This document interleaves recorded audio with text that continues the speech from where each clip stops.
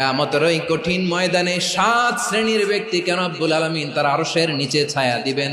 তার মধ্যে প্রথম শ্রেণীর ব্যক্তি হলো ইমামুন আদিল, যে ইনসাফের সাথে বিচার করে, যে জাস্টিস সমাজে সার্ভ করে, যে সুশাসন নিশ্চিত করে, ওই ইমামুন আদিল। আদিল শব্দটা বুঝছেন না? ইন্নাল্লাহা ইয়া'মুরু বিল আদল, পাইছেন? আদিল। 7 শ্রেণীর ব্যক্তিকে আল্লাহ তাআলা সুশীতল আরশের নিচে ছায়া দিবেন, যেদিন তার দেয়া ছায়া ছাড়া কোনো ছায়া থাকবে না। এর প্রথম হচ্ছে ইমামুন আদিল, ন্যায়পরায়ণ শাসক। চিল্লায় বলেন সুবহানাল্লাহ।